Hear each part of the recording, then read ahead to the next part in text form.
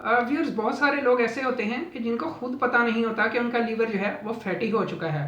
इस मर्ज़ के अंदर ना सिर्फ बड़ी उम्र के अफराद बल्कि अब नौजवान और इवन के टीनेजर्स भी मुब्तला हो रहे हैं। मैं हूं डॉक्टर नसीम इकबाल गुमन और आप देख रहे हैं डॉक्टर नसीम एंड एक्सा होम्योपैथी।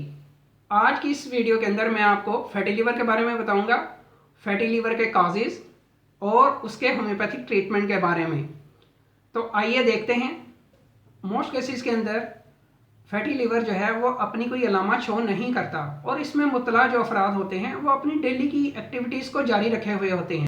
इनिशियल स्टेजिंग में जब सिर्फ लीवर के अंदर सिर्फ अभी फैट सेल्स बड़े होते हैं और फैटी लीवर जो है वो अपनी इनिशियल स्टेज में होता है, तो उस वक्त भी एक्सरसाइज करके, डाइट मैनेज करके और वज़न को कम करके फैटी लीवर को बिल्कुल ठीक किया जा सकता है। लेकिन लेटर स्टेजेस के अंदर जब लीवर के सेल्स इन्फ्लेम्ड होना शुरू हो जाएं, यानी कि उनकी अंदर सोजिश जो है वो बढ़नी शुरू हो जाती है और लीवर के सेल्स के अंदर डैमेज शुरू हो जाता है और लीवर टिश्यूज़ के ऊपर जो है वो स्कर्स बनने शुरू होते हैं, यानी कि लीवर जो है वो फाइब्रोसिस की स्टेज में चला जाता है या सिरोसिस की स्टेज के अंदर चला जाता है। तो उस वक्त लीवर को डैमेज बहुत ज़्यादा हो जाता है और उस सूरत में ये फैटी लीवर, ये फैटल बी सूरत हो सकता है और इससे हत्या के लीवर कैंसर भी हो सकता है। और अब हम इसकी टाइप्स के बारे में बात करते हैं, यानी कि फैटी लीवर की कौन कौन सी टाइप्स हैं। फैटी लीवर की बेसिकली दो टाइप्स होती हैं। एक तो अल्कोहलिक फैटी लीवर कहलाता है या अल्कोहलिक फैटी लीवर डिजीज़। ऐसा फैटी लीवर होता है जो लोग बहुत लंबे अरसे से और बहुत ज़्यादा मिकदार के अंदर या बहुत ज़्यादा क्वांटिटी के अंदर अल्कोहल को यूज़ करते हैं, तो आहिस्ता आहिस्ता उनका जो लीवर होता है वो फैटी लीवर होता चला जाता है। उसके अंदर फैट जो है वो बहुत ज़्यादा जमने लग जाती है और इस कंडीशन को हम अल्कोहलिक फैटी लीवर कहते हैं। जबकि दूसरी टाइप जो है वो नॉन अल्कोहलिक फैटी लीवर कहलाता है और नॉन अल्कोहलिक फैटी लीवर उन लोगों को होती है कि जो या तो बहुत कम मिकदार के अंदर अल्कोहल का इस्तेमाल करते हैं या वो अपनी डाइट के अंदर बहुत ज़्यादा फैट्स का इस्तेमाल करते हैं, लेकिन रिसर्चर्स को अभी तक इसके ठीक काजेज़ क्या हैं वो अभी तक पता नहीं चल सके हैं। हाँ, कुछ ऐसे फैक्टर्स ज़रूर हैं। तो नॉन अल्कोहलिक फैटी लीवर होने के उनके चांसेस जो हैं वो बहुत ज़्यादा बढ़ जाते हैं। पहला फैक्टर जो इनके अंदर है वो डाइट है। ऐसे लोग जो कि अपनी डाइट के अंदर बहुत ज़्यादा फैट्स का इस्तेमाल करते हैं या बहुत ज़्यादा तली हुई चीज़ों का इस्तेमाल करते हैं और वो फैट्स के शौकीन भी बहुत ज़्यादा होते हैं, जैसे जो लोग बोंग, पाए, कढ़ाई गोश्त, रेड मीट और खसूसी तौर पर, ख़ास तौर पर चर्बी वाला गोश्त जो है, कबाब, पराठा, आमलेट, चप्पल कबाब, ऐसी चीज़ों का बहुत ज़्यादा इस्तेमाल करते हैं, तो उनको नॉन अल्कोहलिक फैटी लीवर होने के चांसेस बहुत ज़्यादा बढ़ जाते हैं। दूसरा फैक्टर जो है वो ओबेसिटी, यानी कि वो अफराद जो कि बहुत ज़्यादा मोटे होते हैं, जिनका वेट बहुत ज़्यादा होता है और उनके जिस्म के अंदर चर्बी आहिस्ता आहिस्ता बहुत ज़्यादा बढ़ गई होती है, तो चर्बी उनके लीवर के अंदर भी जमा हो रही होती है। तो ओबेसिटी भी एक बहुत बड़ा फैक्टर है। फिर हेपेटाइटिस सी, जो अफराद हेपेटाइटिस सी का शिकार होते हैं उनका लीवर भी फैटी हो जाता है। फिर स्लगिश लाइफस्टाइल, नाज़रीन, स्लगिश लाइफस्टाइल, बैठे रहना, एक प्रॉपर एक्सरसाइज ना करना, खाना खाना और खाना खा के बैठ जाना और उसको प्रॉपरली डाइजेस्ट ना करना, तो ऐसे लोग भी जो होते हैं इनका भी आहिस्ता आहिस्ता लीवर जो है वो फैटी लीवर होता चला जाता है। हाई ब्लड प्रेशर, जिस्म के अंदर कोलेस्ट्रॉल या ट्राइग्लिसराइड्स का बढ़ जाना और सर्टन प्रेस्क्रिप्शन मेडिसिन वो भी फैटी लीवर होने के चांसेस को बहुत ज़्यादा बढ़ा देते हैं। व्यूअर्स, चलिए अब देखते हैं कि फैटी लीवर डिजीज़ के सिम्टम्स क्या हो सकते हैं।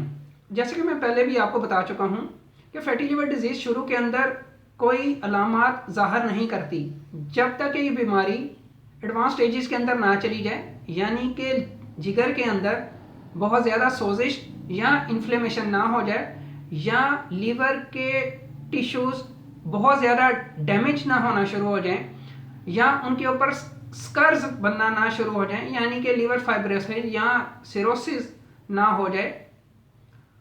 अब हम देखते हैं कि फैटी लीवर डिजीज़ जो है वो कौन कौन से सिम्टम्स शो कर सकती है या मरीज़ कौन कौन से सिम्टम्स जो है उनसे सफ़र कर सकता है।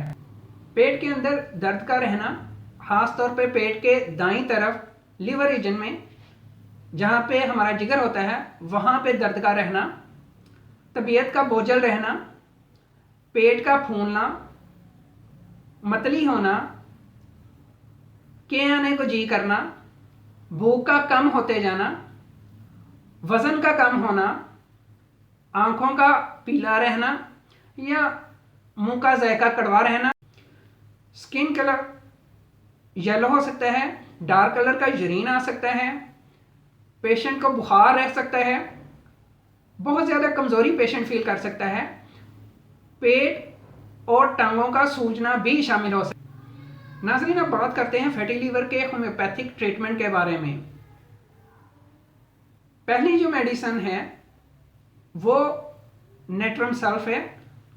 नेट्रम सल्फ 200 2 कतरे 1 चम्मच पानी के अंदर आपने सुबह के वक्त लेनी है।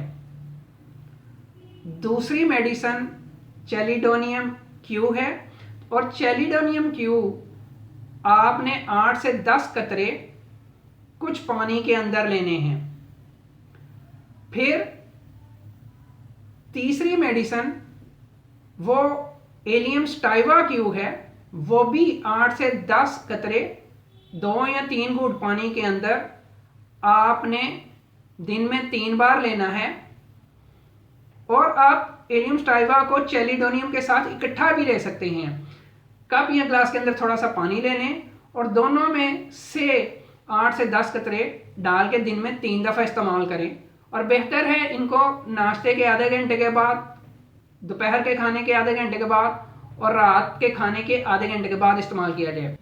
इसी तरह आपने फास्फोरस 30 और लाइकोपोडियम 30 इनके 2 या 3 कतरे वो भी थोड़े से पानी के अंदर डाल के आपने दिन में 3 बार इस्तेमाल करने हैं। मैं आपको फिर बताता हूँ व्यूअर्स फैटी लीवर की मेडिसिन के बारे में। Natrum sulph 200 2 drops in a spoon water, वो आपने सुबह के वक्त लेना है, चाहे नाश्ते से पहले ले लें। फिर 2 मेडिसिन चैलिडोनियम क्यू और एलियम स्टाइवा क्यू, वो आपने उनमें से 8 से 10 ड्रॉप्स कुछ पानी के अंदर कप या ग्लास में वो आपने 3 बार दिन में लेने हैं। और इसी तरह आपने फास्फोरस 30 और लाइकोपोडियम 30 ये भी 2-2 कतरे इन दोनों में से कुछ पानी के अंदर डाल के 2 या 3 घूंट पानी में डाल के आपने दिन में 3 दफ़ा इस्तेमाल करने हैं। फ्रेंड्स, उम्मीद करता हूँ आपको ये मेरी वीडियो पसंद आई होगी और प्लीज़ मेरी वीडियो को लाइक, शेयर और सब्सक्राइब करना ना भूलिएगा और अपनी बहुत सारी दुआओं में याद रखिएगा। अल्लाह हाफिज़।